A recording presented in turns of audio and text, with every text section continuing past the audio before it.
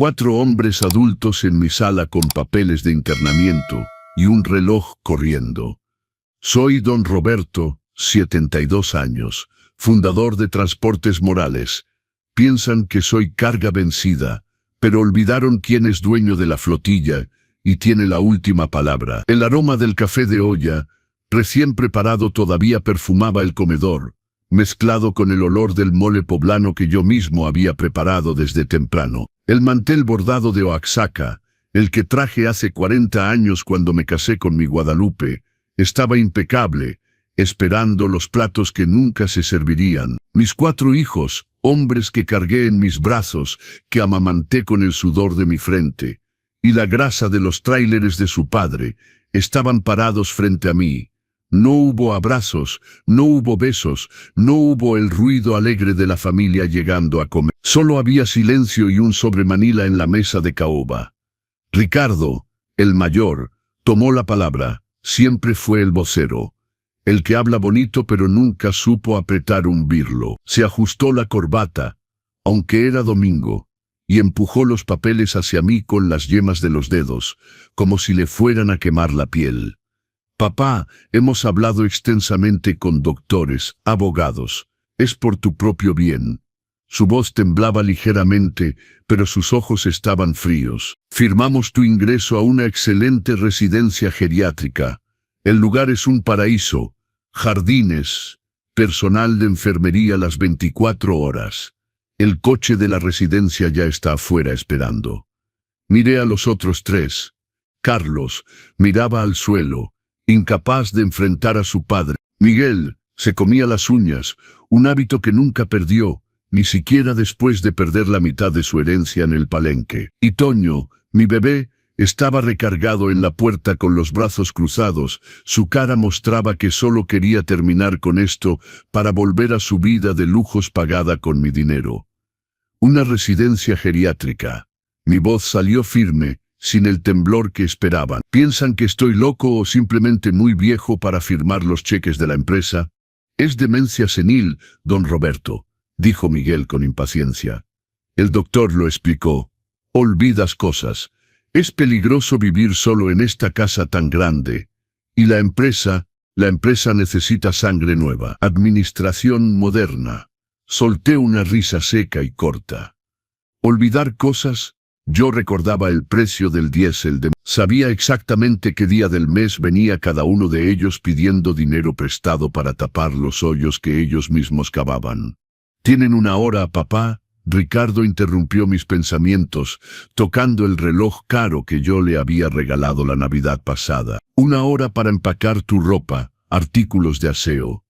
No necesitas muebles. Allá tienen todo. Cerramos la casa en cuanto te vayas.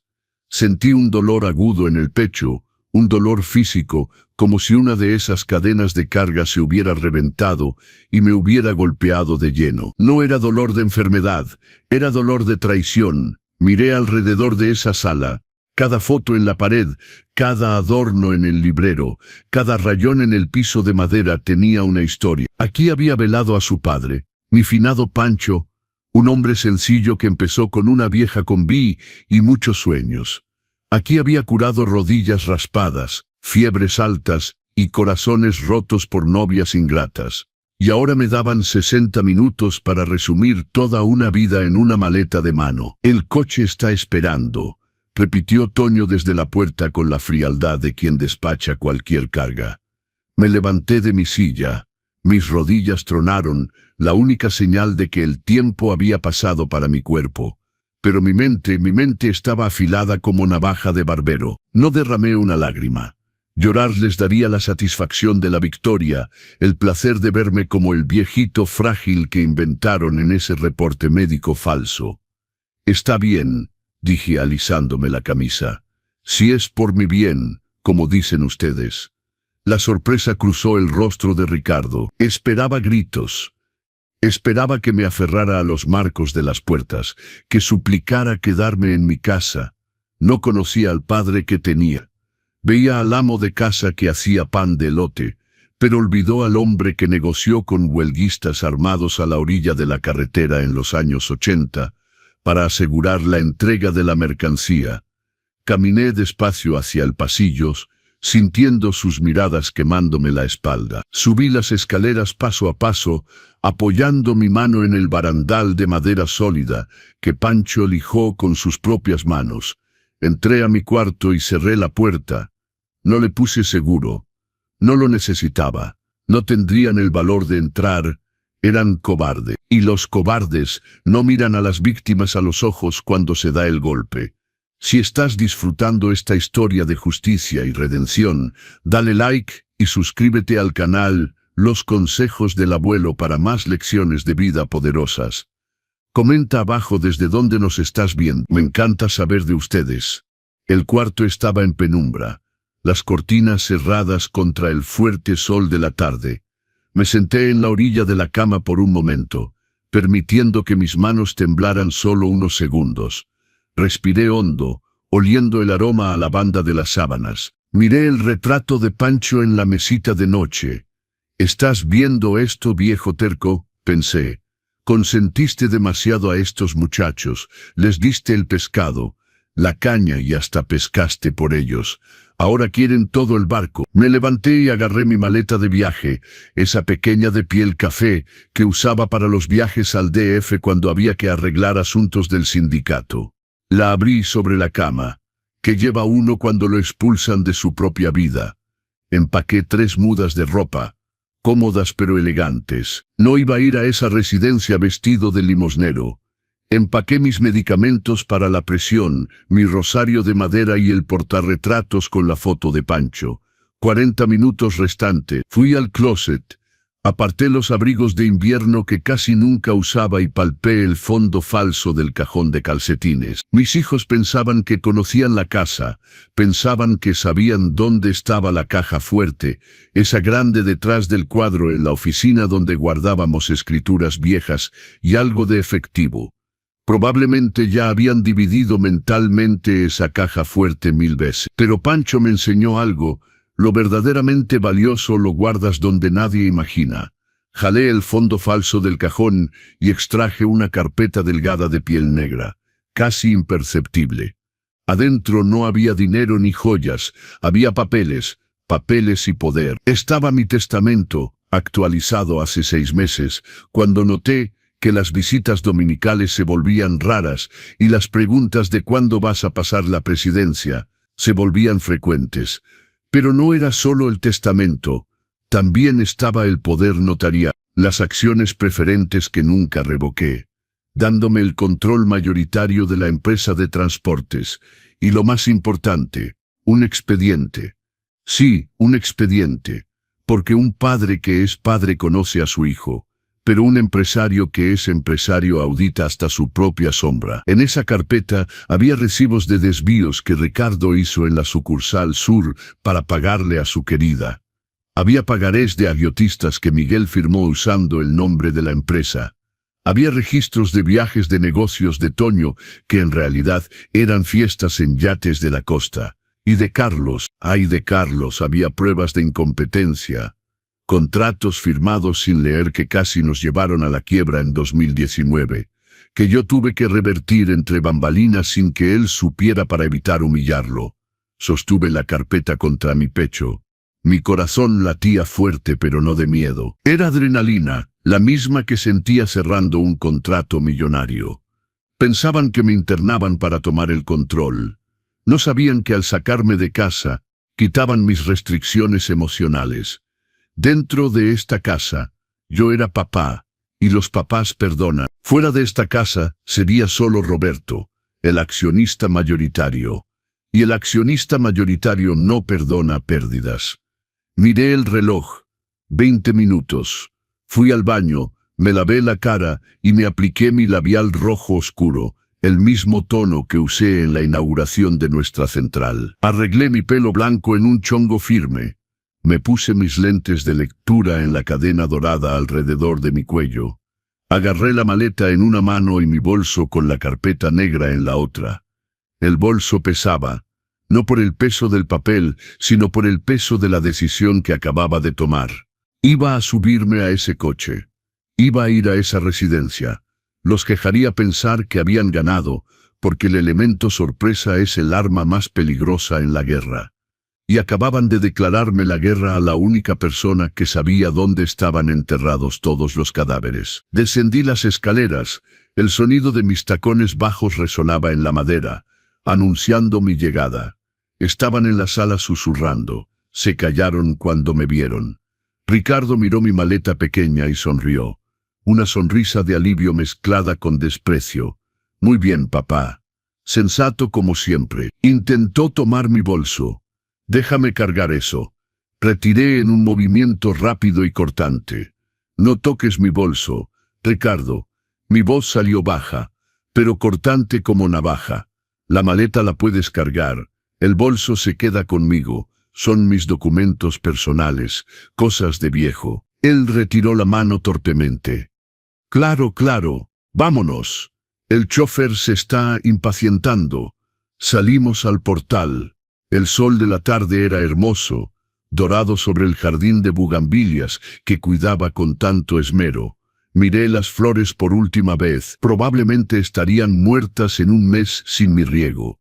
Al igual que su herencia estaría muerta antes de llegar a sus manos. Un coche grande y negro con ventanas oscuras estaba estacionado en el portón. Un hombre de uniforme blanco salió a abrir la puerta trasera. Parecía una carroza fúnebre de lujo, lista para llevar el cadáver de mi libertad. Mis hijos se quedaron en el portal. Ninguno bajó al coche conmigo. Se quedaron ahí formados como 4 sopilotes en un cable de luz, esperando la carroña. Carlos todavía tuvo la decencia de verse triste, pero no lo suficiente para bajar y detenerme. Antes de subirme al coche, me detuve, me volteé hacia ellos. El viento despeinó ligeramente mi cabello, pero no me moví. Los miré fijamente a cada uno. Ricardo el codicioso, Carlos el débil, Miguel el ludópata, Toño el consentido. Olvidaron una cosa, dije lo suficientemente alto para que me oyeran desde el portal. ¿Qué, papá? ¿Olvidaste alguna medicina?, preguntó Toño, ya con la llave de mi coche en la mano, dándole vueltas en el dedo. No respondí, solo sonreí. Una media sonrisa que hizo fruncir el ceño a Ricardo. Olvidaron que yo fui quien les enseñó a caminar. Y quien enseña a alguien a caminar, también sabe cuándo jalarle la alfombra. Me subí al coche y cerré la puerta de un golpe. El chofer me miró por el espejo retrovisor con esa mirada de lástima reservada para los viejos desechados. ¿A la residencia Villa Esperanza, señor?, preguntó. Acomodé el bolso en mi regazo, sintiendo la textura de la piel de la carpeta donde yacía mi poder. Sí, hijo, maneja la residencia. Miré por la ventana mientras el coche se alejaba, y vi a mis hijos entrando a la casa, riendo, palmeándose las espaldas.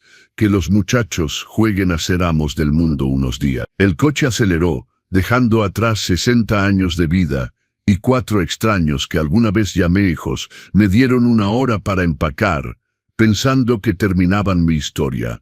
No sabían que eso era solo el primer párrafo de un nuevo capítulo, y en este capítulo, la pluma estaba en mi mano. Recosté mi cabeza en el asiento de piel fría y cerré los ojos, pero no para dormir. Mi mente trabajaba a 1000 por hora. Lo primero que haría al llegar a esa residencia sería pedir un teléfono. Si pensaban que el aislamiento era suficiente para detener a Roberto de Transportes Morales, les esperaba una sorpresa. El camino pasaba rápido afuera. El silencio del coche era absoluto, pero dentro de mí, el ruido era de motores encendiendo. El viejo se iba. ¿Quién regresaría? No tenían idea. La justicia es lenta, dicen. Pero en mi caso, llegaría en un tráiler de 18 ruedas sin frenos. No olvides suscribirte y activar las notificaciones para no perderte lo que pasa después. Este padre está a punto de darles a sus hijos una lección que nunca olvidarán. El portón de hierro forjado de la residencia Villa Esperanza se cerró detrás de mí con un ruido sordo, pesado, definitivo. El sonido me recordó a una puerta de contenedor sellándose en el puerto, encerrando la carga para un largo viaje. Solo que esta vez, la carga era yo. El coche negro maniobraba en la entrada empedrada. deslizándose suavemente hacia la recepción que parecía más el lobby de un hotel 5 estrellas. Candelabros de cristal cortado, tapetes persas, sillones de terciopelo, todo muy bonito, todo muy caro, todo pagado con dinero que yo sudé para ganar, y que mis hijos ahora gastaban para deshacerse de mí. Ricardo había dicho que era el paraíso. Olvidó que hasta el paraíso tiene rejas y una jaula bonita no le da alas al que nació para volar. El chofer, un joven callado que seguía órdenes sin cuestionar, me abrió la puerta. Salí despacio, sintiendo el aire acondicionado frío de la residencia chocar con mi piel caliente. Mi bolso estaba firme bajo mi brazo, pegado a mis costillas. El chofer dejó la pequeña maleta en la entrada. Don Roberto, qué placer recibirlo. Una mujer alta con un traje beige impecable y una sonrisa que no llegaba a sus ojos vino a recibirme. Soy la doctora Fernández, directora de la unidad. Sus hijos hablaron maravillosamente de usted. Dijeron que tengo demencia senil. Eso dijeron, pensé, pero mantuve mi cara serena. Sonreí esa sonrisa de abuelito que solo quiere hacer crucigramas. El disfraz perfecto. Muy amable de su parte, mijita, respondí, espesando un poco mi voz para parecer más frágil. El lugar es muy impresionante. Hagamos su registro y lo llevamos a sus aposentos. Le va a encantar nuestra rutina. Tenemos musicoterapia los martes, aeróbicos acuáticos. Mientras ella hablaba, mis ojos escaneaban el ambiente. No buscaba la belleza de la decoración. Buscaba rutas de salida, cámaras de seguridad, flujo de personal. Un hábito de pasar toda una vida preocupado por la logística y el robo de carga. Vi 2 cámaras en la recepción, una en el pasillo principal. El escritorio de la recepcionista tenía una computadora y un teléfono fijo. Había un guardia de seguridad discreto cerca del elevador. Necesito recoger sus pertenencias para inventario, querido, dijo la doctora Fernández, extendiendo su mano hacia mi bolso. Política de la casa. Por su seguridad. Sentí un escalofrío bajando por mi columna. Si ella conseguía la carpeta negra, el juego terminaría antes de empezar. Si veían el expediente, llamarían a Ricardo inmediatamente. Ay, mijita, sostuve el bolso más fuerte, poniendo cara de desvalido. En este bolso solo tengo mi Biblia, mi rosario y fotos de mi finada esposa. Ya sabe cómo es uno. Cosas de viudo. Nada de joyas ni dinero. Mis hijos se llevaron todo. La mujer dudó, miró mi cara arrugada, los lentes colgando de la cadena, la forma inofensiva en que la miraba. Ella veía a don Roberto, no al presidente de Transportes Morales. Su prejuicio fue mi primera victoria. Está bien, cedió con un suspiro condescendiente. Pero si hay algún objeto punzocortante o medicamento, tiene que dármelo. Solo la palabra de Dios, mijita. Y esa corta, pero es pecado, respondí, usando lenguaje que sabía que funcionaría. Ella sonrió torpemente y me guió al elevador. La habitación 304 era lujosa, tengo que admitirlo. Balcón al jardín, cama king size, baño adaptado con barras de apoyo cromadas. Pero lo primero que noté no fue la comodidad, fue la ausencia. No había teléfono en la habitación. ¿Y si quiero hablar con mi familia?, pregunté mientras una enfermera desempacaba mi maleta, guardando mis 3 mudas de ropa como si fueran uniformes de presidiario. Tenemos horarios para llamadas, don Roberto. Sus hijos dejaron instrucciones estrictas. Dijeron que usted se agita mucho por teléfono. Se confunde. La enfermera, cuya placa decía socorro, me hablaba como si tuviera 5 años. Pidieron un periodo de desintoxicación digital para su adaptación. Quizá en una semana, Ricardo y Miguel tendrían tiempo de firmar contratos, vender activos y tal vez hasta intentar cambiar los estatutos de la empresa. Eran listos. Me cortaron la comunicación, sin teléfono, sin internet. Era solo un viejo, aislado en una torre de marfil. Me senté en el sillón junto a la ventana cuando me quedé solo. El sol se ponía, tiñendo el cielo de naranja, el mismo color de los camiones de nuestra flota. Abrí mi bolso y palpé la carpeta de piel. Estaba ahí, a salvo, pero ¿de qué servía tener municiones si no tenía el gatillo? Necesitaba un teléfono o una computadora. Cayó la noche y el silencio en la residencia era perturbador. No era el silencio de la paz, era el silencio de la sedación. En la cena me llevaron a la cafetería. Bonitos candelabros, comida sin sal. Miré alrededor. Había señoras y señores, gente que por su ropa venía de familias adineradas, pero sus miradas estaban vacías. Muchos babeaban ligeramente por la comisura de los labios, drogados para que no causaran problemas. Aquí tiene, querido, para dormir bien. La enfermera Socorro colocó un vasito pequeño con 2 pastillas de colores junto a mi plato de sopa. ¿Qué es esto?, le pregunté. Vitaminas y un relajante. El doctor lo recetó. Tomé el vasito, miré las pastillas. Reconocí esa azulita, era un sedante fuerte. Domador de leones, como le decían los choferes. Si tomaba eso, mi mente se nublaría. Perdería la única ventaja que tenía, mi lucidez. Fingí tomar un sorbo de agua y me eché las pastillas en la boca. Con la lengua, las empujé hacia mi cachete. Un truco que aprendí viendo a mi marido fingir tomar sus medicamentos del hígado. Tragué el agua, le sonreí a la enfermera, y en cuanto volteó la espalda, escupí las pastillas en la servilleta de papel, la doblé y me la metí al bolsillo. Esa noche, acostado en la cama extraña, no dormí. Me quedé escuchando los sonidos del edificio. Pasos en el pasillo a las 2 de la mañana, el zumbido de los elevadores de servicio, el sonido de un camión de basura afuera. Camión, mi mente hizo clic. Logística. Todo lugar necesita logística. Esta residencia consume alimentos, medicamentos, productos de limpieza, oxígeno. Todo esto llega en ruedas. Y donde hay ruedas, hay choferes. Y donde hay choferes, hay mi gente. Me levanté antes del amanecer. Mis rodillas dolían. La humedad del lugar era diferente a la de mi casa, pero ignoré el dolor. Me puse mi mejor conjunto de lino, peiné mi cabello blanco y me apliqué mi labial. Si iba a la guerra, iría de uniforme. Bajé al jardín en cuanto liberaron las habitaciones a las 7 de la mañana. El aire estaba fresco.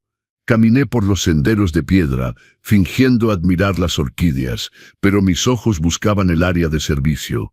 La encontré en la parte trasera, escondida por un seto de hibiscos. Había movimiento. Una camioneta blanca descargaba cajas de suministros. El chofer, un hombre fornido de unos 50 años, con una toalla en el hombro y la gorra al revés, revisaba una tabla con sujetapapeles. Me acerqué despacio. El guardia de la caseta de seguridad estaba distraído en su celular. A ironía del destino, tenía lo que yo más necesitaba y no lo valoraba. Me detuve cerca del seto. El chofer de la camioneta maldecía entre dientes cuando una caja se cayó. «¿Pero qué chingados de factura es esta?», refunfuñaba, limpiándose el sudor de la frente. ¿Es error de facturación o falta confirmación de entrega? Si el manifiesto no coincide con la carga, no firmes el acuse de recibo, dije con voz firme. Regla número 1, si firmas, la pérdida es tuya. El hombre se sobresaltó y me miró. Vio a un hombre de 72 años parado en medio de los arbustos. «Buenos días, señor», dijo un poco incómodo. «Solo algunos problemas con el papeleo aquí. Cosas de entrega. Si el manifiesto no cuadra con la carga, no firmes el recibo», dije acercándome más. Regla número 1. Si firmas, la pérdida es tuya. Me miró con curiosidad, entrecerrando los ojos. Esto no era plática de abuelito de asilo. Esto era plática de carretera. ¿Usted entiende de esto, señor? Hijo, yo he cargado México en mi espalda desde antes de que tú nacieras. Soy Roberto de Transportes Morales. Los ojos del hombre se abrieron como platos. Se quitó la gorra en un gesto automático, casi instintivo de respeto. En el mundo del transporte, Transportes Morales era leyenda. 30 años de pagos puntuales, fletes justos, respeto a los troqueros. Don Roberto, el rey de la carretera. Parecía no poder creerlo. Mi papá trabajó para usted en los 90. El mula de hierro, ¿se acuerda? Sonreí. Una sonrisa real por primera vez en 24 horas. Claro que me acuerdo. Era un Mercedes Sol 13 azul. Tu papá era Tomás el Guerrerense. Así es, yo soy Chuy. Sonrió, mostrando un diente de oro. ¿Pero qué hace aquí, don? Yo escuché que usted todavía manejaba todo en la oficina. Estoy tomando unas vacaciones forzadas, Chuy, dije, bajando la voz y mirando alrededor. Mis hijos piensan que estoy muy viejo. Me encerraron aquí y me quitaron mi teléfono. La expresión de Chuy cambió. El respeto se convirtió en indignación. La clase trabajadora entiende mejor que nadie la injusticia, y los troqueros odian la traición. Le quitaron su teléfono, don. Eso es juego sucio. Don Pancho estaría revolcándose en su tumba. Chuy, necesito un favor. Fui directo al punto. No había tiempo que perder. No necesito dinero ni rescate. Necesito una línea. Necesito hacer una llamada. Miró hacia la caseta del guardia de seguridad, luego a mí. Sin dudar, metió su mano en el bolsillo de sus jeans desgastados y sacó un celular con la pantalla estrellada. «Tiene minutos, don Roberto. Puede usarlo. Yo entretengo al de la caseta aquí». Tomé el aparato con manos temblorosas. Ese pedazo de plástico y vidrio barato valía más que todo el oro que había dejado en la caja fuerte de la casa. Marqué el número de memoria. No era el número de mi casa ni el de la empresa, era el número personal del licenciado Ávila, mi abogado personal desde hace... El único que Ricardo no podía comprar, porque Ávila tenía principios y porque yo le pagaba el triple. Sonó una vez, 2 veces, 3 veces. Bueno, la voz ronca y adormilada de Ávila contestó. Ávila, soy yo. No digas mi nombre, solo escucha. Roberto, Dios mío. ¿Dónde estás? Ricardo me llamó diciendo que tuviste un colapso, que estabas incomunicado en una residencia. Estaba preparando un habeas corpus, pero tienen un reporte médico. Olvida el habeas corpus por ahora, Ávila. El reporte es falso, pero eso lo tumbamos después. Ahora necesito detener la hemorragia. Mi voz tomó el tono de mando que hacía temblar las paredes de las salas de juntas. Piensan que tienen la empresa porque tienen mi silla, pero olvidaron quién tiene las contraseñas maestras del banco. ¿Qué quieres que haga? Activa el protocolo de freno de emergencia ahora mismo. Escuché el silencio al otro lado de la línea.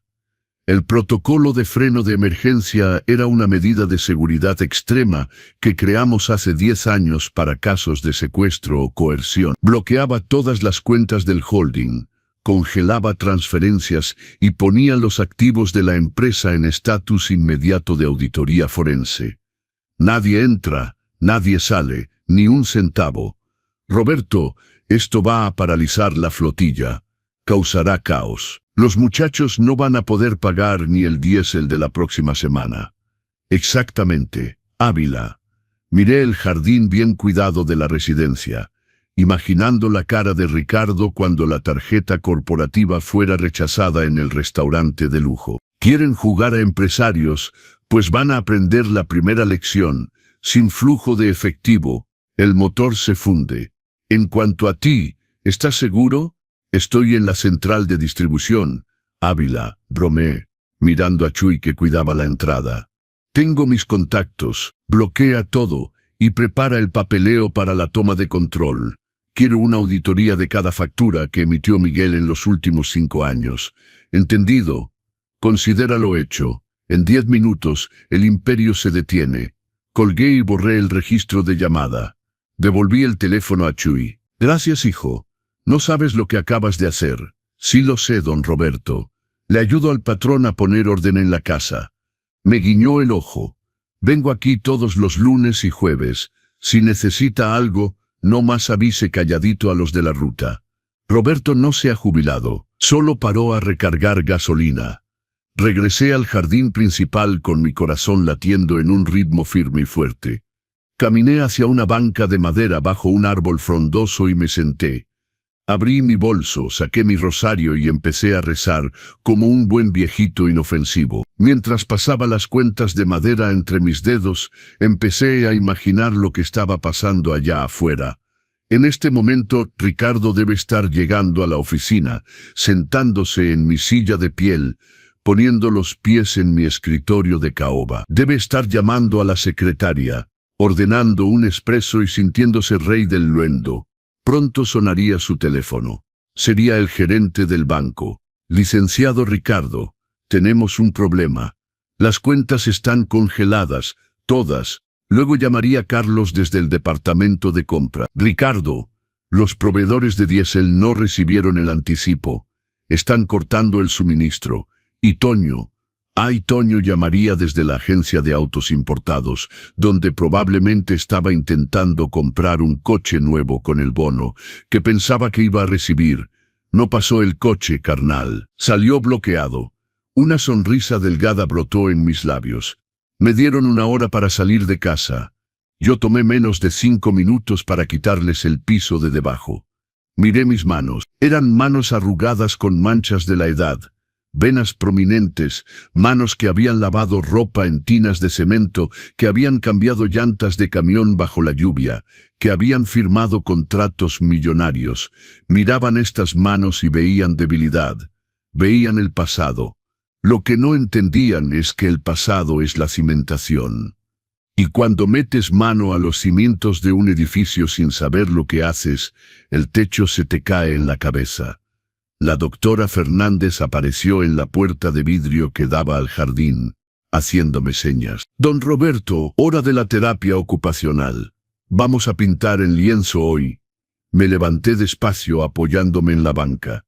Guardé el rosario. Ya voy, mijita, grité de vuelta con voz temblorosa. Caminé hacia ella, manso como un cordero.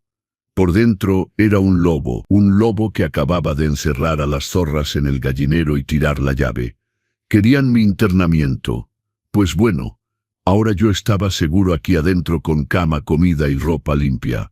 Ellos allá afuera estaban a punto de enfrentar el verdadero infierno. Y lo mejor de todo, sin papá para limpiarles el desastre. Entré al salón de artes, tomé un pincel y miré el lienzo en blanco.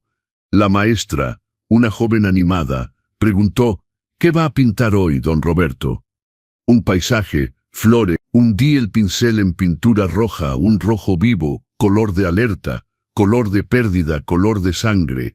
No, mijita, respondí, comenzando a trazar líneas firmes en el lienzo. Hoy voy a pintar una tormenta. Y el primer trueno estaba a punto de reventar en los teléfonos de mis hijos. Pasé los siguientes 3 días pintando tormentas. Mientras los demás residentes dibujaban floreros y gatitos dormidos, yo llenaba mis lienzos con nubes grises, relámpagos cortando el cielo y mares agitados. La terapeuta, una muchacha dulce llamada Marina, miraba mis pinturas con preocupación, anotando cosas en su portapapeles. Poco sabía ella que esto no era señal de perturbación mental, sino más bien un pronóstico del clima para las vidas de mis hijos. La rutina en la residencia era como un reloj suizo. Todo a tiempo, todo limpio, todo estéril. Café a las 8, medicamentos a las 9, que yo seguía escupiendo en servilletas, actividades a las 10. Era el tipo de paz que compras para alguien que ya está muerto, pero olvidó acostarse en el ataúd. Yo, sin embargo, estaba más vivo que nunca.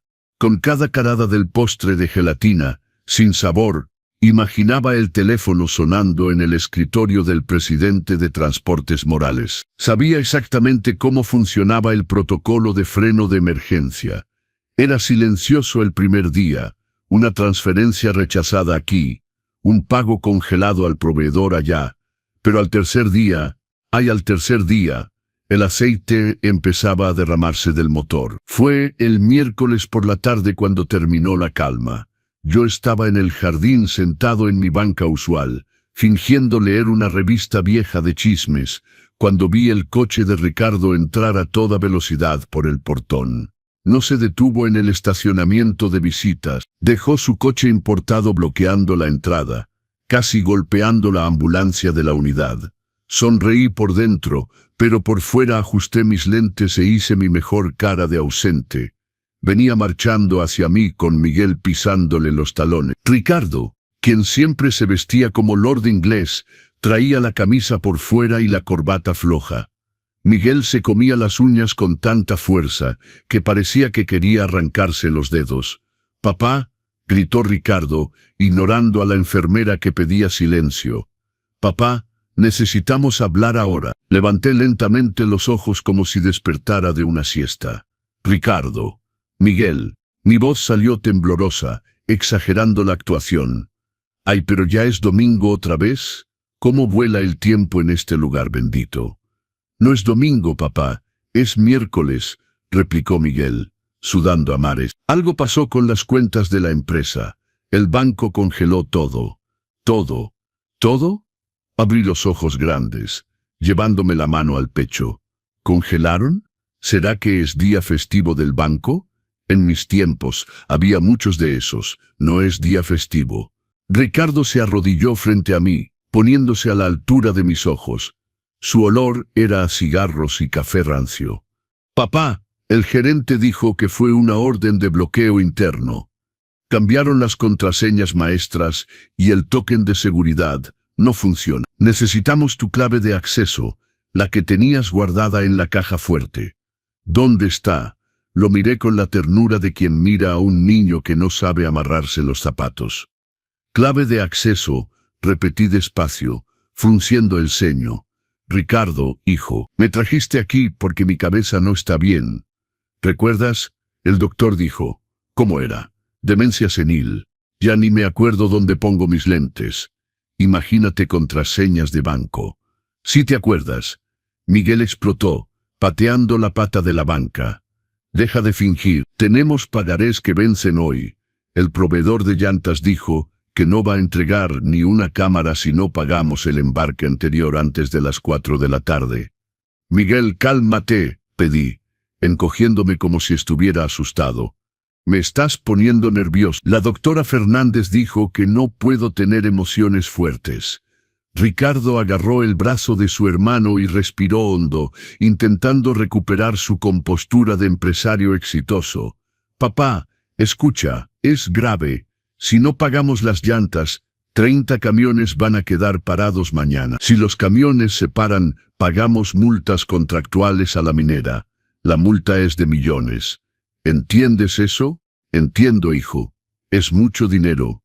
Asentí. «Pero ustedes son jóvenes, modernos. Dijeron que la empresa necesitaba nueva administración. Yo soy solo un viejo anticuado. ¿Qué puedo hacer yo? Tienes que firmar esto aquí». Ricardo sacó un papel arrugado del bolsillo de su saco. «Es un poder notarial de emergencia. El notario vino con nosotros. Está en la recepción. Fírmalo y nosotros arreglamos todo con el departamento legal del banco». Miré el papel. Mis manos picaban. Era el intento final de golpe. Si firmaba eso, podrían vender hasta mis dientes de oro. Pero no me declararon incompetente. Pregunté con inocencia venenosa. Dijeron que ya no tenía capacidad civil. Si firmo, no va a ser inválido. El juez podría pensar que se están aprovechando de un pobre viejito enfermo. Hice una pausa. Ricardo se puso morado. Sabía que yo tenía razón. Habían creado la trampa de mi incapacidad mental para encerrarme aquí. Y ahora esa misma trampa les impedía usar legalmente mi firma. La ironía era tan deliciosa que casi suelto una carcajada. «Lo arreglamos, papá.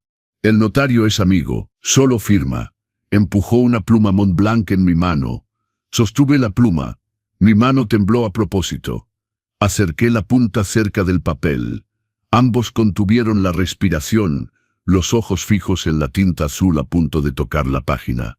Dejé caer la pluma. Cayó en el pasto. «No puedo, Ricardo». Empecé a gimotear. Mi mano no obedece. Y el doctor dijo que no debo firmar nada sin que él lo vea. ¿Y si le vendo mi alma al diablo por error? Miguel se llevó las manos a la cabeza, jalándose el propio cabello. «Vamos a quebrar. El agiotista, digo, el inversionista con el que Carlos consiguió dinero. Nos va a matar. ¿Agiotista?, pregunté parando las orejas. ¿Carlos pidió dinero a un agiotista? No, papá, es forma de hablar. Ricardo interrumpió, fulminando a su hermano con la mirada. Vámonos, Miguel. Esto no va a funcionar aquí. Vamos al banco y presionamos al gerente en persona. Se levantaron derrotados. Ricardo me miró con una mezcla de odio y sospecha. Por un segundo, vi duda en sus ojos. ¿Sabe? Pero la imagen del viejito con el rosario en el jardín era demasiado convincente. Adiós, hijos míos. Vayan con Dios. Y cuídense en el camino. Está lleno de baches, dije agitando la mano. En cuanto voltearon la espalda, recogí la revista otra vez.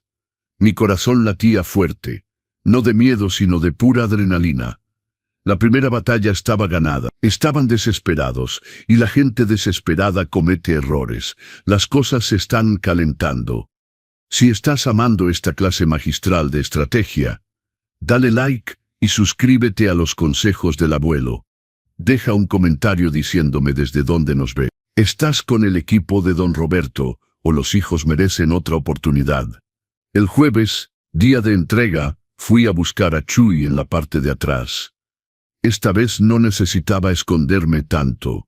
La seguridad de la residencia se había relajado conmigo. Después de todo, era el abuelito amigable que pintaba cuadros. Chuy estaba descargando cajas de pañales para adulto. Se veía tenso. Don Roberto, susurró, recargándose en la cerca. Las cosas se están poniendo feas allá afuera. Cuéntame todo, Chuy. La flotilla de la sucursal de Monterrey se paró esta mañana temprano, sin diésel. La gasolinera Social les cortó el crédito. Los choferes están enfurecidos. Se enteraron que la gerencia no pagó el viático de comida. La gente habla de huelga general el lunes. Excelente, respondí secamente. ¿Y mis hijos? Ricardo corrió a su secretaria vieja, la señora Martha, porque no sabía dónde estaba el libro de contraseñas maestras. Carlos, pues dicen que Carlos llegó hoy a la empresa con un ojo morado. Parece que los cobradores no les gustan los retrasos. Sentí una punzada de lástima por Carlos. Siempre fue el más débil, el que se dejaba llevar por los demás. Pero la lástima no paga las cuentas. Y él firmó mis papeles de internamiento junto con sus hermanos. Uno cosecha lo que siembra. Chuy, pon atención. Saqué un pedazo de papel doblado del bolsillo de mi camisa. Este es el teléfono del presidente del sindicato de troqueros, don Macario. Es mi compadre. Llámale. Dile que el patriarca mandó mensaje. ¿Cuál es el mensaje, don Roberto? Dile que la administración actual es ilegítima. Y si estalla la huelga, que estacionen los camiones frente a la casa de Ricardo en el fraccionamiento, Las Lomas Verdes, no en la empresa, en su casa. Quiero ver al barrio Fresa lidiar con 50 tráileres tocando el claxon a las 5 de la mañana. Chuy soltó una risa ahogada, moviendo la cabeza con admiración. Es usted el diablo, don Roberto. Solo soy un padre educando a sus hijos, Chuy. A veces la nalgada tiene que ser pública. El fin de semana en la residencia fue tenso. No recibí visitas, pero sentía la electricidad en el aire. La doctora Fernández me miraba de reojo. Probablemente porque el cheque del pago mensual había rebotado. Yo comía mi sopa y rezaba mi rosario, la imagen de la serenidad. Pero por dentro era un lobo que acababa de encerrar a las zorras en el gallinero y tirar la llave. Pero el lunes trajo la confrontación que yo había estado esperando. Estaba en mi habitación cuando la puerta se abrió sin tocar. No eran enfermeras, eran los 4. Ricardo, Carlos con lentes oscuros para esconder su ojo morado, Miguel y Toño. Y esta vez no había máscaras de buenos hijos. Entraron como pandilla. Toño cerró la puerta con seguro y se recargó contra él. La habitación parecía demasiado pequeña para tanto ego herido y tanta testosterona barata. Se acabó el teatro, Roberto. Ricardo siseó. Ni siquiera me dijo papá. Sabemos que fuiste tú. Yo seguía sentado en el sillón, tejiendo una bufanda que nunca terminaría. ¿Yo? ¿Yo qué? Ávila, dijo Miguel, su voz temblando de rabia. El abogado del banco se le salió. Dijo que una orden de auditoría forense fue presentada por el licenciado Ávila en nombre del accionista mayoritario. Tú bloqueaste todo. Ah, Ávila. Dejé de tejer y coloqué las agujas en mi regazo. Es un buen hombre, siempre muy eficiente. ¿Tienes idea de lo que has hecho? Toño gritó desde la puerta. Hay troqueros haciendo una carnita asada en mi banqueta. La policía no puede quitarlos porque es una protesta sindical pacífica.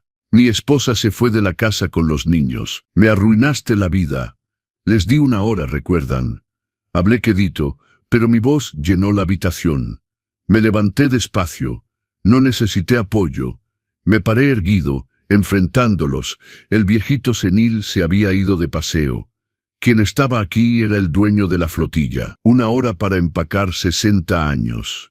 Pensaron que podían desecharme como una llanta calva y seguir rodando el camión. Vas a desbloquear las cuentas ahora. Ricardo avanzó un paso amenazante. O vamos a presentar una interdicción total. Vamos a probar que estás loco, que estás dilapidando el patrimonio. Solté una risa corta. ¿Dilapidar? Ricardo, desviaste $200,000 de la sucursal sur para comprarle un departamento a esa querida tuya en Puerto Vallarta. Vi el color drenarse de su cara. Y tú, Miguel, las facturas de mantenimiento fraudulentas. Cambiamos el mismo motor de Scania 4 veces en el mismo mes. ¿Crees que no leo los reportes? El silencio que cayó en la habitación era pesado, sofocante. Carlos bajó la cabeza. Toño dejó de darle vueltas a la llave del coche en su dedo. Se dieron cuenta que no era solo un bloqueo bancario. Yo sabía, lo sabía todo. El expediente, susurró Miguel. La carpeta negra que desapareció de la caja fuerte. Está en un lugar muy seguro, confirmé, caminando hacia la ventana y mirando el jardín. Y hay copias. Muchas copias. Si me pasa algo, digamos, que si tengo un accidente aquí en la residencia, o si mi salud empeora misteriosamente, ese expediente va directo al SAT y a la fiscalía. Me volteé hacia ellos. Parecían niños asustados que rompieron el jarrón favorito de mamá. Solo que el jarrón era una empresa de 40 años y mamá no iba a darles palmaditas en la cabeza. ¿Qué quieres?, preguntó Carlos con voz ahogada. Te sacamos de aquí, te regresamos la presidencia. Solo detén esto, por favor. El agiotista dijo que me va a romper las piernas mañana. Miré a Carlos. El ojo morado bajo los lentes oscuros era real. Su dolor era real. Pero la lección no estaba terminada todavía. Si cedía ahora, volverían a ser los mismos parásitos en 6 meses. No, respondí firmemente. Me estoy gustando aquí. La comida está desabrida, pero la compañía es mejor que la de ustedes. Me quedo. ¿Quedarte? Ricardo casi se atraganta. ¿Pero qué hay de la empresa? ¿El bloqueo? La empresa se queda parada hasta que aprendan el valor de cada centavo que sudé para ganar. Caminé hasta Ricardo y le arreglé el cuello de la camisa en un gesto paternal que lo hizo estremecerse. Quisieron jugar a dueños. Pues resuélvanlo, negocien con el sindicato sin dinero. Convenzan a los acreedores sin garantías. Hagan magia. Papá, esto es una locura. La empresa va a quebrar en 1 semana, gimió Toño. Si quiebra, quiebra. Yo construí desde cero una vez. Volveré a construir. Yo tengo el conocimiento. Ustedes solo tienen la avaricia. Regresé a mi sillón y recogí mi tejido. Ahora lárguense. Es hora de mi telenovela. Y díganle a la doctora Fernández que su pago va a llegar tarde este mes. Se quedaron congelados un momento, estupefactos, incapaces de procesar la inversión de poder.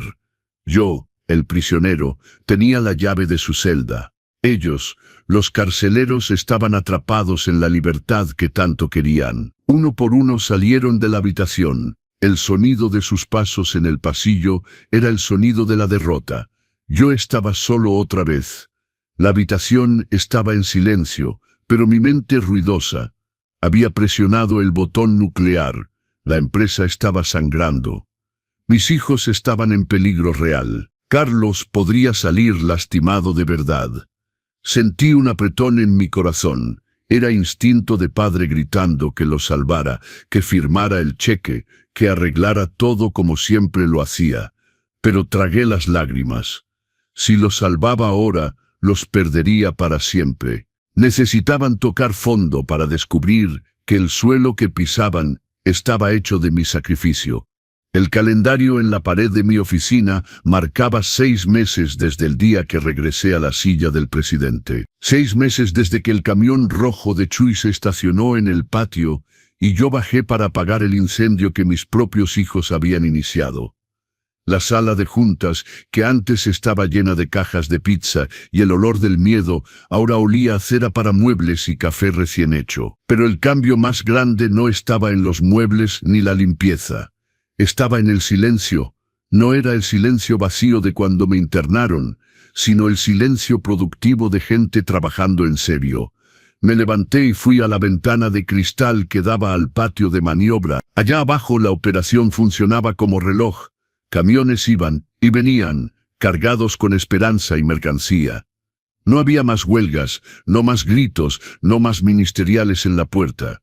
La deuda monstruosa que habían creado se estaba pagando centavo por centavo con el sudor honesto. No hice magia. Solo corté el lujo y regresé a lo básico. Vendí los coches importados de la gerencia, cancelé las tarjetas corporativas sin límite y personalmente renegocié con cada proveedor, mirándolos a los ojos y dando mi palabra como garantía. Y la palabra de Roberto, gracias a Dios, todavía valía más que oro en el mercado. La puerta de mi oficina se abrió. No entraron corriendo sin tocar como antes. Escuché 2 golpes secos y respetuosos. Adelante, autoricé, regresando a mi escritorio. Entraron en fila, mis 4 muchachos, pero cualquiera que los viera rápido podría no reconocerlos. La ropa de diseñador italiano había desaparecido. Los zapatos de piel de avestruz dieron paso a botas con casquillo de acero. Ricardo fue primero. Había vuelto de la sucursal de Monterrey para la junta mensual de alineación. Su piel, antes pálida de oficina, estaba quemada por el sol. Un bronceado mugroso de quien pasa el día en el patio revisando manifiestos de carga bajo el sol del mediodía. No traía traje, traía el uniforme gris de la empresa con el nombre Ricardo bordado en el bolsillo, igual que cualquier otro empleado. Miguel venía justo detrás, sus manos. ¡Ay, las manos de Miguel! Esas uñas mordidas por la ansiedad habían desaparecido. Ahora sus manos eran gruesas, callosas, con esa grasa negra que se mete en los dedos y no sale ni con cepillo de acero. Traía un ligero olor a aceite de diésel y estopa. Toño, mi bebé, parecía haber ganado como 10 kilos, pero no de whisky y botanas. Era masa muscular. Cargar cajas y ayudar en mudanzas hizo que sus hombros se ensancharan. Cojeaba un poco, resultado de una caja que le cayó en el pie la semana pasada, pero no se quejaba. Y Carlos traía una carpeta de archivo bajo el brazo. Usaba lentes recetados ahora, de tanto leer letra chiquita en contratos viejos en el archivo muerto. Su postura, siempre encorvada, estaba más derecha. Parecía haber encontrado en medio del polvo y papel viejo la columna vertebral que siempre le faltó. «Siéntense», señalé las sillas simples de madera, que mandé a poner para reemplazar los sillones giratorios de piel. Demasiada comodidad da sueño, y nadie aquí estaba para dormir. Se sentaron. No había arrogancia en sus miradas. Había cansancio, sí, pero había algo nuevo. Dignidad. «Reporte de la sucursal norte, don Roberto», dijo Ricardo, colocando una carpeta sencilla en la mesa. «No me dijo papá. En horas de trabajo, yo era el presidente. Logramos reducir el tiempo de carga en un 20%. Descubrí que los montacarguistas hacían una ruta innecesaria en el almacén. Cambié el layout. Tomé la carpeta y la abrí. Los números estaban ahí, claros, sin maquillaje contable. «¿Y cómo descubriste eso, Ricardo?», pregunté, poniéndolo a prueba. «Porque estuve ahí en el montacargas con ellos», respondió, mirándome a los ojos. «Cuando sientes el calor del planchón, entiendes por qué la operación se atrasa». El viejo gerente, que era yo, Solo veía la hoja de cálculo en el aire acondicionado. Asentí, cerrando la carpeta. Una ligera sonrisa de aprobación, casi imperceptible, se escapó de mis labios. Muy bien, ¿y el taller Miguel? Miguel se aclaró la garganta. Parecía orgulloso de una forma extraña. Recuperamos 3 motores que iban a la basura, Don. El maestro Toribio me enseñó a rectificar la cabeza en lugar de comprar refacciones cuevas carísimas. Ahorramos 800.000 al peso solo este mes. Recordé las facturas falsas que solía firmar antes. Ahora estaba emocionado por ahorrarle dinero a la empresa, no gastarlo. ¿Y ya aprendiste la diferencia entre un desarmador de cruz y uno de paleta? Comenté, mirando sus dedos. Aprendí que si no aprietas bien el birlo, el motor pierde aceite en la carretera y el chofer se queda varado. Bajó la cabeza, humilde. Aprendí que la seguridad del chofer depende de mis manos sucias. Miré a Toño. ¿Y las entregas, Toño? ¿El cliente del Oriente todavía se queja? No, Don. Movió la cabeza. Fui yo personalmente a entregarle los muebles. Subí 4 pisos de escaleras porque el elevador no cabía el sofá. La señora de la casa me ofreció café y me agradeció llorando. Dijo que nunca la habían tratado tan bien en una empresa de mudanza. Toño, el playboy que solo frecuentaba áreas VIP, ahora tomaba café de olla en tazas de peltre en casas de gente sencilla y se sentía satisfecho con un gracias. ¿Y tú, Carlos? ¿Encontraste más esqueletos en el closet? Carlos ajustó sus lentes y abrió su carpeta. Encontré una cláusula de seguro que no estábamos usando, don Roberto.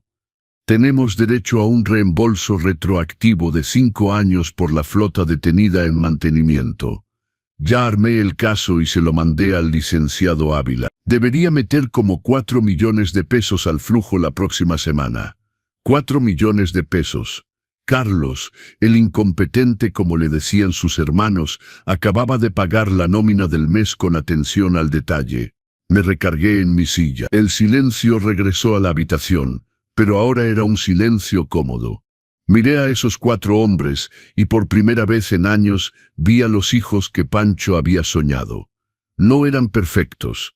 Todavía tenían deudas personales que pagar. Todavía vivían en departamentos rentados más chicos porque habían perdido las residencias.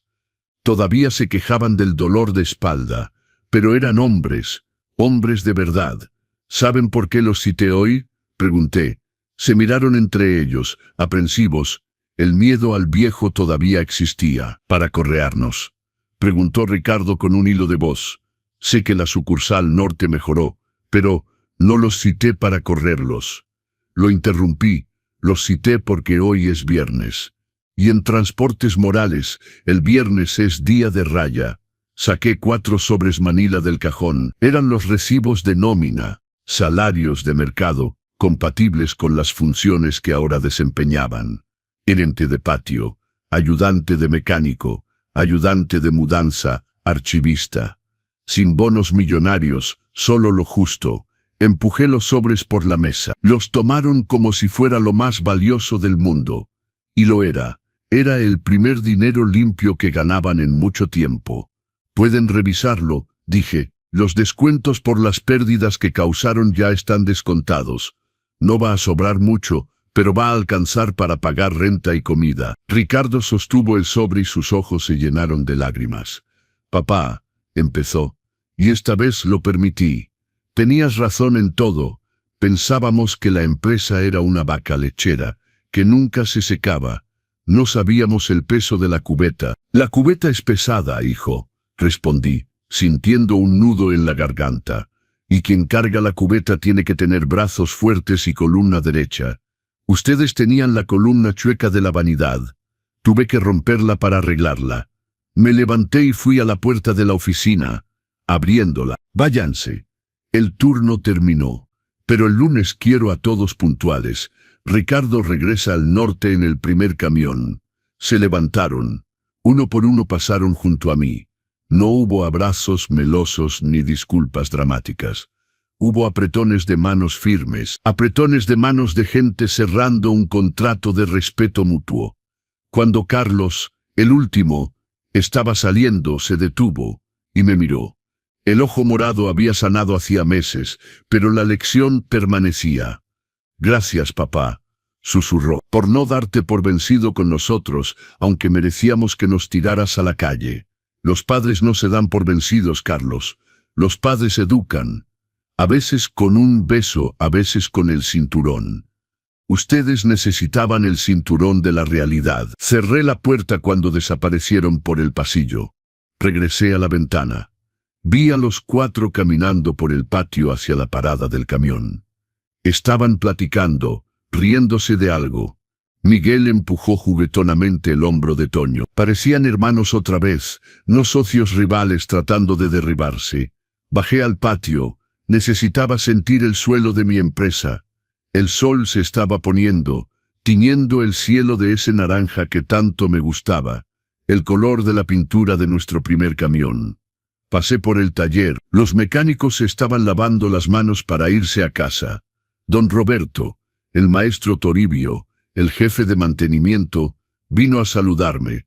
El joven Miguel le está agarrando la onda, ¿sabe? Hoy identificó un ruido en el diferencial solo con oír el motor funcionando. Sonreí, sintiendo el pecho caliente. Sale a su padre. Don Pancho también tenía talento para la grasa. Seguí caminando hacia la cafetería. Las cocineras estaban limpiando todo.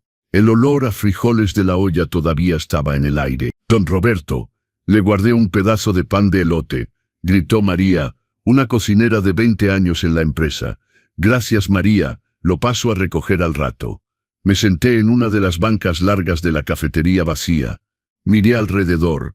Este lugar era el corazón de la empresa. Aquí comían los choferes, los mecánicos, los ayudantes, todos la misma comida. Mis hijos, por años, se asquearon de entrar aquí. Preferían restaurantes franceses con la tarjeta de la empresa. En los últimos meses habían comido aquí todos los días. Escucharon las historias de los choferes, las dificultades de la carretera, la ausencia de sus familias. Aprendieron que cada camión que sale de ese portón lleva el sustento de toda una familia. La lección no era sobre dinero, era sobre humanidad. Necesitaban bajar del pedestal para ver a la gente que sostenía el pedestal. Saqué el rosario de madera y la foto de Pancho de mi bolso, los mismos que me llevé a la residencia ese día fatídico. Coloqué la foto en la mesa de fórmica. ¿Ves, viejo terco? Hablé suavemente a la foto. Fue trabajo duro, casi me cuesta la salud, pero creo que va a funcionar ahora. Recordé el día que me expulsaron de mi propia casa con 1 hora para empacar. Recordé la sensación de impotencia, el miedo de ser olvidado en un asilo. Ese dolor fue el combustible. Si no hubieran hecho eso, tal vez habría seguido tapando sus errores. Hasta la quiebra. Su traición fue, irónicamente, la salvación de la familia. El celular en mi bolsillo vibró.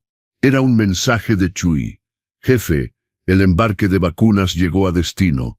Todo refrigerado, todo a tiempo. El cliente mandó felicitaciones. Dijo que Transportes Morales es la única en la que confían. Respondí. Buen trabajo, Chuy. Descansa bien. Guardé el teléfono y respiré hondo. El aire estaba fresco. La noche caía suavemente sobre la Ciudad de México. No sabía cuánto tiempo más me quedaba. 72 años no son 72 días. Mis rodillas dolían más con cada lluvia. Mi vista se cansaba más rápido. Leyendo reportes, pero ya no tenía miedo del futuro. Antes tenía miedo de morirme y dejar un imperio de arena para que 4 muchachos consentidos lo destruyeran. Ahora estaba construyendo una base de piedra.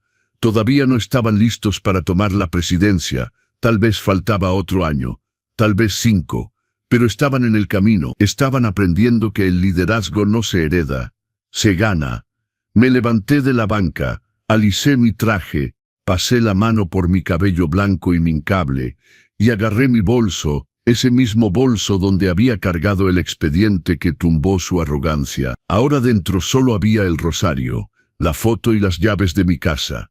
Mi casa, que recuperé por la vía legal y a donde regresaba cada noche solo, pero en paz. Caminé hacia la salida. El velador me abrió el portón. Buenas noches, don Roberto. Que le vaya bien. Buenas noches, hijo. Que Dios te acompañe también. Miré hacia atrás una última vez.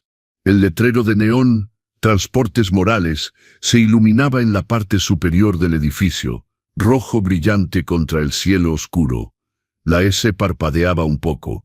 Necesitaba mantenimiento. Mañana mandaría a Miguel a arreglarlo. Se quejaría de la altura, pero lo haría, y lo haría bien. Me subí a mi coche. No era un coche de lujo con chofer.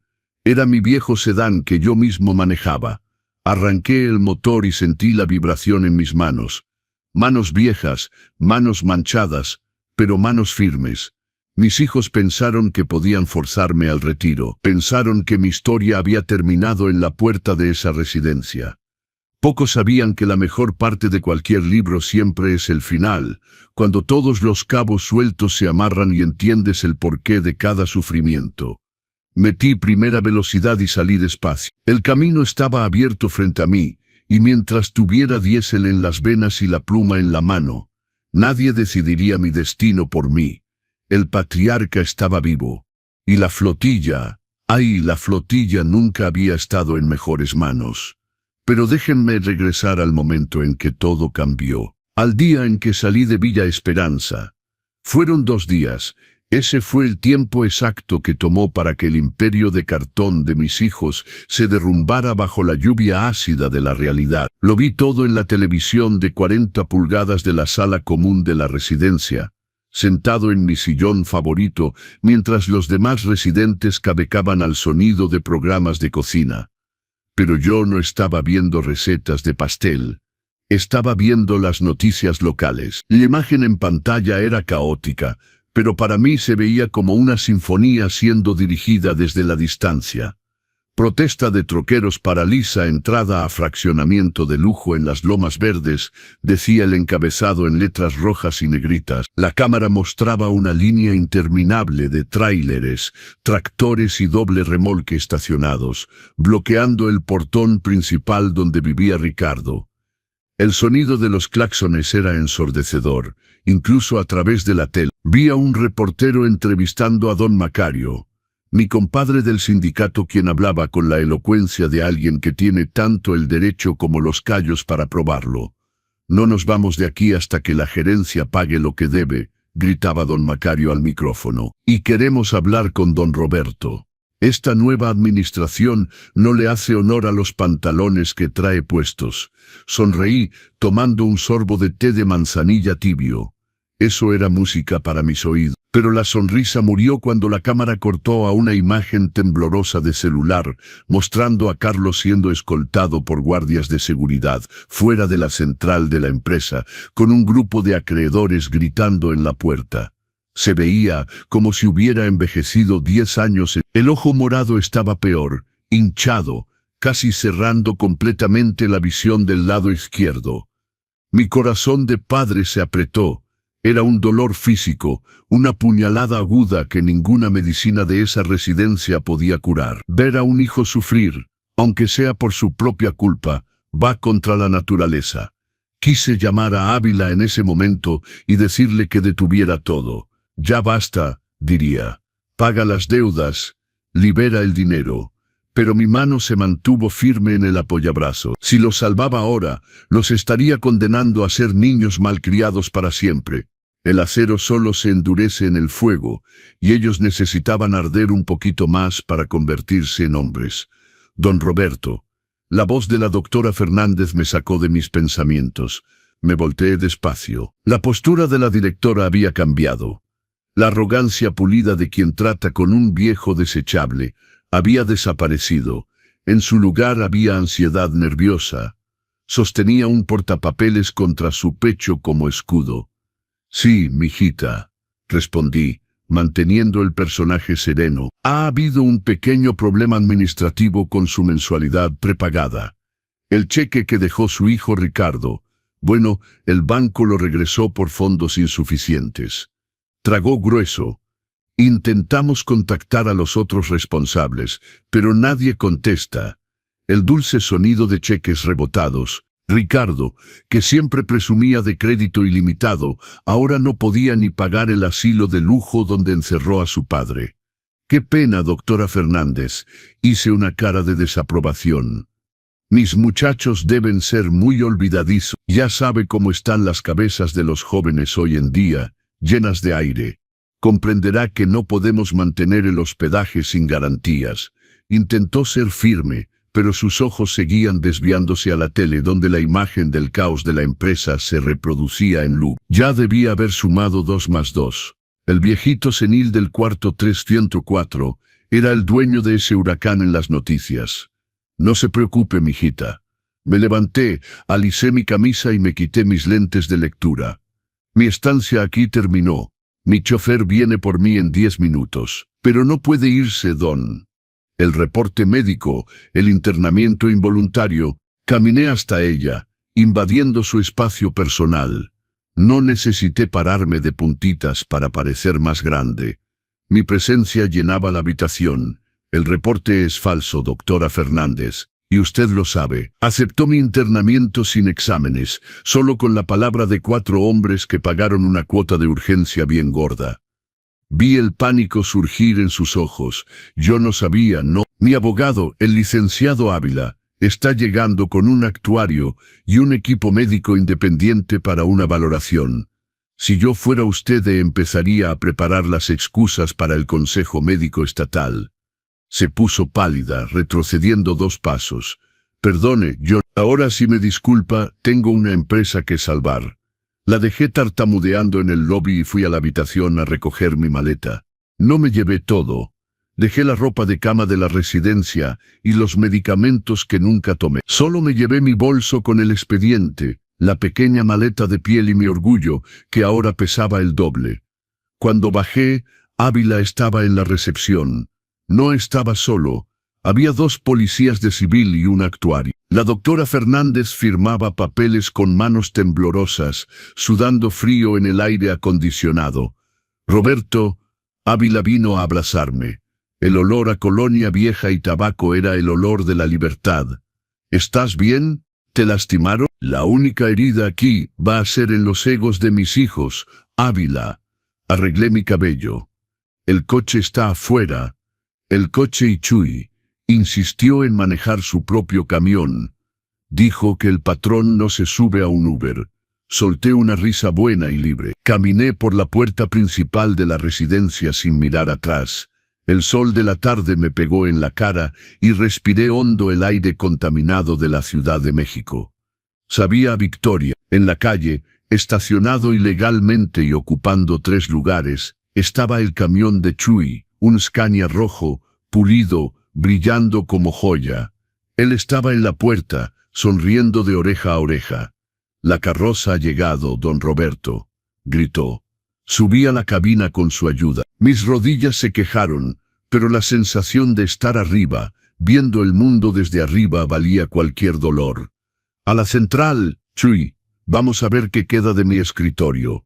El viaje a Transportes Morales fue rápido. Chuy cortó el tráfico con la habilidad de quien conoce cada bache del asfalto. Cuando llegamos al patio de la empresa, la escena era de guerra. Había mantas, llantas quemadas en la banqueta. El olor a hule quemado entraba por las ventanas y mucha gente gritando. Pero cuando el camión rojo apareció en la esquina, y Chuy tocó el claxon en un ritmo específico, 3 cortos, 2 largos, el viejo código anunciando la llegada del patrón, el silencio se extendió como ola. Bajé. Ávila estacionó su coche justo atrás. Don Macario, el líder sindical, vino corriendo. Él, un hombre de 2 metros con barba encanecida, tenía lágrimas en los ojos. «Don Roberto, gracias a Dios que está vivo». Decían que estaba babeando en un asilo. «Las malas hierbas no mueren fácil, Macario». Apreté su mano callosa. «Dile a todos que apaguen los fuegos y despejen los portones. El pago sale hoy». «¿Lo garantiza usted, don?» «Soy Roberto, Macario. ¿Alguna vez ha rebotado mi palabra?» Movió la cabeza, se quitó la gorra con respeto y se volteó a la multitud. «Despejen todo, compas». El patrón regresó. Don Roberto regresó. El grito de celebración que explotó en el helio hizo temblar el suelo. Empleados administrativos aparecieron en las ventanas, aplaudiendo. Sentí una emoción fuerte en la garganta, pero la tragué. No era hora de llorar, era hora de cobrar. Entré al edificio administrativo. El guardia de la recepción, Joel, casi me saludó militar. El elevador privado estaba bloqueado, pero tenía la llave maestra en mi bolso. Subí directo al piso 10, el penthouse donde estaba la oficina del presidente. El pasillo estaba silencioso, un contraste brutal con el ruido afuera. La nueva secretaria, una joven que no conocía, intentó detenerme. No puede entrar ahí, señor. Están en junta de crisis. Mijita, yo soy la crisis. Empujé las puertas dobles de caoba y entré. La escena que encontré en la sala de juntas era patética. La mesa ovalada, que había visto firmas de contratos que cambiaron el sector logístico del país, estaba cubierta con envoltorios de comida rápida, latas de bebidas energéticas y papeles arrugados. El aire estaba viciado, oliendo a sudor y miedo. Mis 4 hijos estaban ahí. Ricardo sentado en mi silla en la cabecera de la mesa, pero se veía pequeño en ella. Su corbata deshecha, su camisa manchada de café. Miguel paseaba de un lado a otro, masticando lo que quedaba de sus uñas. Toño estaba tirado en un sofá en la esquina con la cabeza entre las manos. Y Carlos estaba sentado junto a la ventana, sosteniendo una bolsa de hielo en su cara. Cuando la puerta se azotó detrás de mí, brincaron. El silencio que se instaló era absoluto. Me miraban como si vieran un fantasma en traje de lino y bolso de piel. Papá, susurró Ricardo. Su voz falló. Caminé despacio hacia la mesa. El sonido de mis tacones en el piso de madera era el único ruido. Me detuve en el otro extremo, de frente a Ricardo. Puse mi bolso en la mesa. El sonido del broche metálico resonó como disparo. Fuera de mi silla, Ricardo. Parpadeó, aturdido. Papá, ¿cómo saliste? Nosotros, el doctor va a perder su licencia. La doctora Fernández va a responder por encarcelamiento falso. ¿Y ustedes? Los miré a cada uno. Ustedes tienen suerte de que soy padre antes que empresario, porque si fuera solo el socio mayoritario, estarían saliendo de aquí esposados. Congelaste todo. Miguel explotó en una mezcla de llanto y rabia. Quebraste la empresa.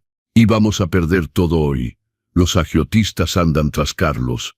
Yo quebré la empresa. Mi voz subió una octava. Afilada. ¿Quién firmó contratos de arrendamiento con intereses abusivos para comprar camiones que ni siquiera existen? Miguel, ¿quién? Abrí mi bolso. Saqué la carpeta negra, el famoso expediente, y la aventé en la mesa. Se deslizó por la caoba pulida y se detuvo justo frente a Ricardo. «Ábrela», ordené. Nadie se movió. «Ábrela», grité, golpeando mi mano en la mesa con una fuerza que hizo temblar las latas de refresco. Ricardo abrió la carpeta con manos temblorosas. La primera página era una copia de una transferencia bancaria internacional. «¿Islas Caimán, Ricardo?», pregunté suavemente. «Consultoría CRR. ¿Pensaste que no vería los desvíos mensuales de $50,000 disfrazados de consultoría de sistemas? Yo que he revisado cada diésel desde...» «¡Cállate!», me volteé hacia Toño. «¿Y tú, mi bebé?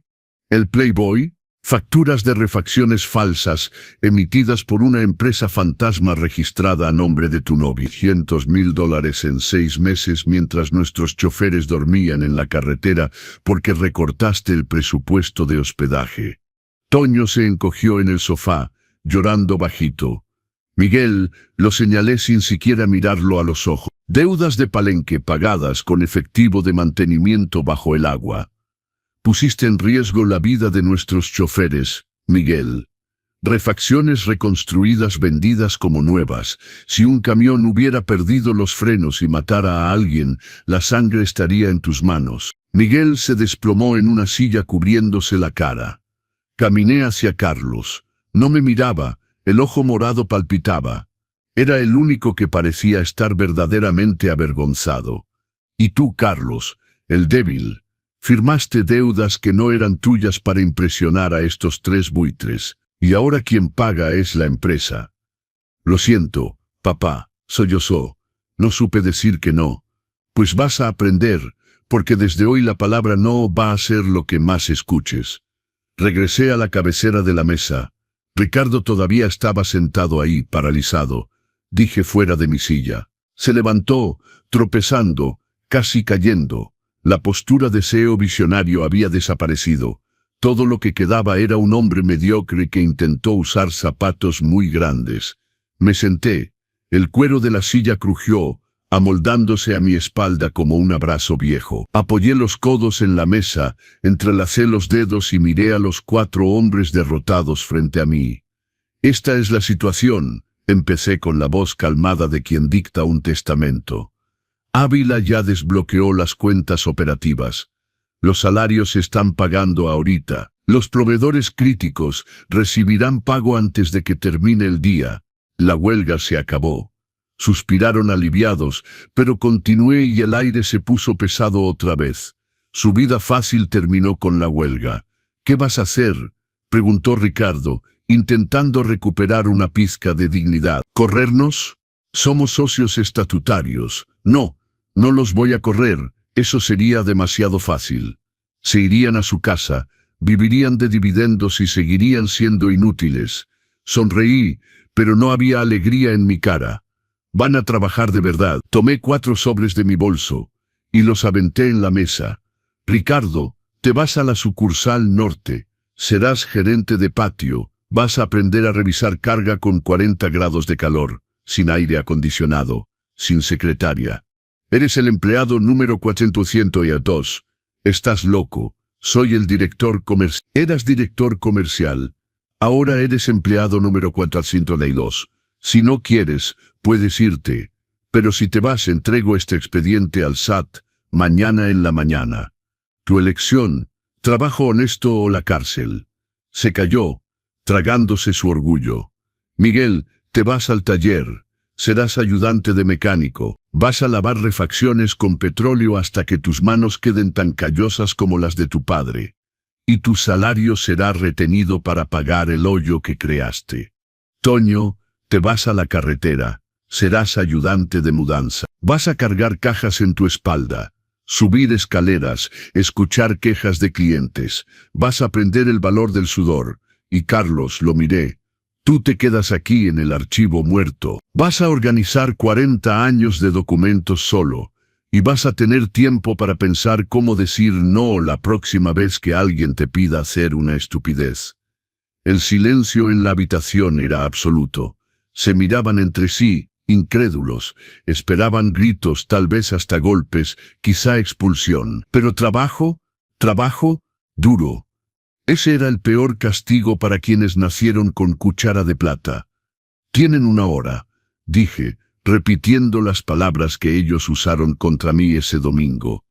Miré el reloj de pared. 1 hora para sacar sus cosas de estas oficinas elegantes, entregar las tarjetas corporativas, las llaves de los coches de la empresa y reportarse a sus nuevos puestos. Papá, los coches, mi coche. Toño intentó argumentar. Los coches son de la empresa. Van a tomar el camión o pedir aventón. No me importa. Tomé el teléfono del escritorio, ese aparato negro y pesado que usaba desde los 90. Ahora lárguense, tengo una empresa que reconstruir. Se quedaron congelados otro segundo, procesando la nueva realidad. La jerarquía se había restaurado. El orden natural de las cosas había vuelto a su eje. El patriarca no era solo una figura decorativa. Era la cimentación, las paredes y el techo de ese lugar. Y cuando la casa amenaza con caerse, es la cimentación la que sostiene todo. Uno por uno tomaron los sobres y salieron con la cabeza gacha. Ricardo fue el último. Se detuvo en la puerta, me miró a mí y a la silla que tanto había codiciado. No tienes corazón, dijo con amargura. Sí tengo, hijo, respondí. Ya marcando el número de contabilidad. Tengo un corazón lo suficientemente grande para haberlos criado a los 4, y lo suficientemente fuerte para arreglar el desastre que hicieron.